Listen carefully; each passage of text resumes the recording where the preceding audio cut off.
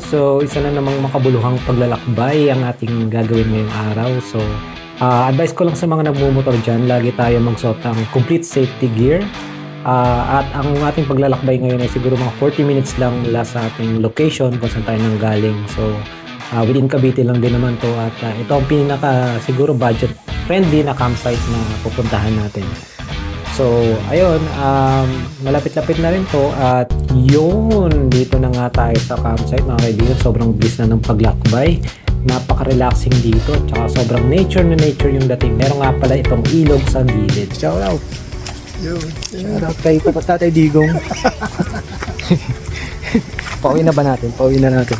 Konti na lang yun to. Ngayon, pasok sa papel mo. 2 taon na lang. Tiplo na lang. Ilang taon na lang. Low tide ba yan? Baka low tide yan ha. Hindi ko meron yan eh. Yung sa utod, malalim ba yung nun? Daanan? Hindi naman. Kaya ano. Ah, Hindi ako dito. Ano na yun? May daanan na rin. Meron pa rin portion. yung iba kasi ngayon, may handrail lang nga eh. Pwede nga mag-skate. May pinuntahan kami. Puta ka lang. Kompleto namin.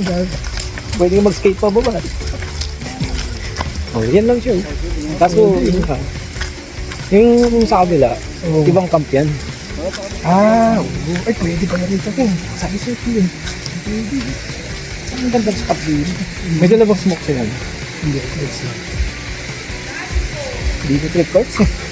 Ano, may, hindi natural lang. Iisa. No, iisa lang. May certain na lang. Oo, parang may limiter ba? May limit lang siya. Yan. Hanggang doon ka lang, kaya lang yan. Pag sinagad wala. So, para ka lang ano ba to? Yung bloated ka lang. Lolo ng baby. High tide, gag.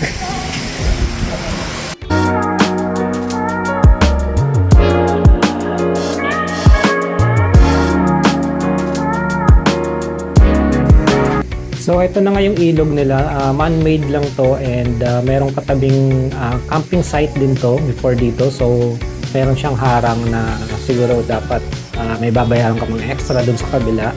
And before ditong Balete hideout na to na campsite, meron pang naunang Balete Falls Resort naman siya. So eto, campsite talaga siya. So yung sa kabila naman kasi resort siya na may swimming pool. So eto, raw camping to. So yun, maganda yung ilog, malinaw.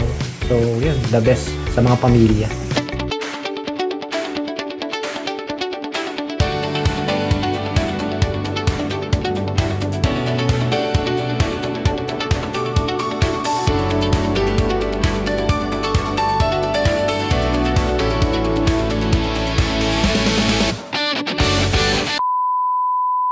Pakita ko lang sa inyo yung campsite. Sobrang lawak nito at ideal talaga siya sa mga group camping, sa families, sa may mga special occasions, birthday. Ang problema sa car camping dito, cycle moto camping. And meron din itong tindahan sa gilid at masasabi ko hindi naman siya sobrang taas ng presyo, di gaya ng ibang campsite.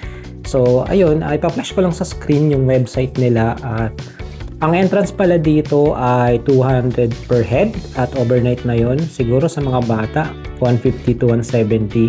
And sobrang kompleto nito kasi nga may riverside na siya. Tapos kompleto pa puno nung campsite na to. Sobrang daming puno. Tapos stress-free talaga. Tsaka syempre, malayo-layo ka naman sa ingay ng syudad. So dito, pina-follow. Stricto din sila sa quiet time which is 10 PM. So beyond 10 PM, syempre, quiet na yun, wala nang maiingay.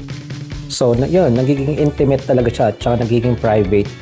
Google or Waze nyo na lang yung location, Balete Hideout.